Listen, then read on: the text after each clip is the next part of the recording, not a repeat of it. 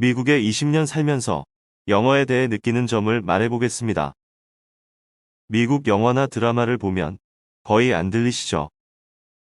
드라마나 영어를 보면서 100% 듣지 못하고 대충 화면을 보고 해석하는 경우가 많습니다.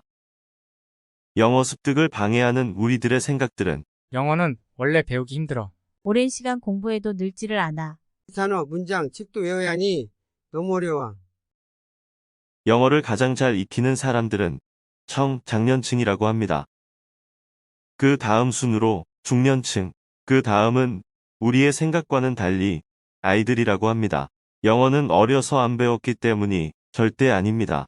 여기서 여러분들께 질문을 하나 해보겠습니다.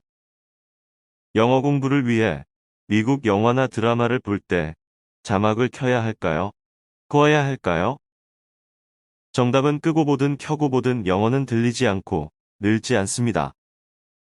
성격이 수줍어서 영어를 못하거나 무서워 겁을 먹거나 영어 울렁증으로 영어를 못하는 게 아닌데 우리들은 영어를 대할 때마다 창피해지고 위축되어집니다.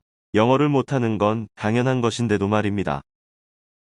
내가 영어를 못한다고 해서 열등하거나 뭔가 부족한 게 아니라는 점을 말씀드리고 싶습니다.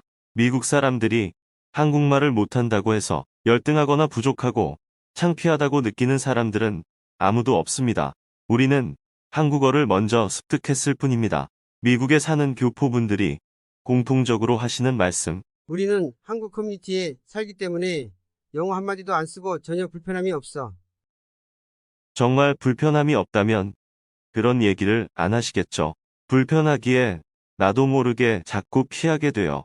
정작 영어의 본고장인 미국에서조차 한국 커뮤니티에서 숨어 사는 듯한 모습을 자꾸만 보이게 되는 것입니다. 미국이란 나라는 틀면 영어가 나오고 밖을 나가도 영어이기 때문에 영어를 해야 하고 잘해야 합니다.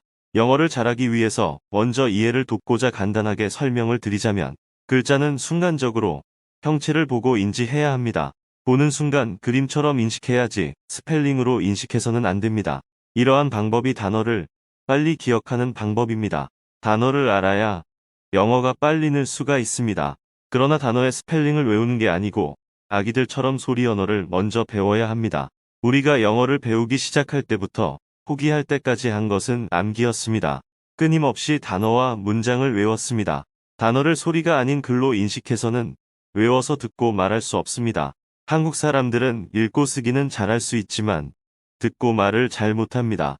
예를 들어 우리가 사투리를 배운다고 가정할 때 책과 교재를 가지고 배우지 않습니다. 누군가 꾸준히 계속 얘기를 하면 계속 듣고 따라해서 배웁니다. 이렇게 언어는 귀로 듣고 카피하는 것입니다. 영어는 귀로 듣고 배우는 것입니다. 언어는 귀로 듣고 흉내내는 것입니다. 언어는 글을 외워서 듣고 말하는 게 아닙니다. 영어는 듣는 문제를 해결하지 않고서는 답이 없습니다. 언어의 기본은 소리를 듣는 것입니다. 말은 들으면 나오고 그 후 교육으로 글자를 배우고 읽고 쓰게 됩니다. 듣는 문제를 해결하면 말하는 문제가 해결되고 글을 배우게 되면 읽고 쓰게 되는 문제가 저절로 해결됩니다.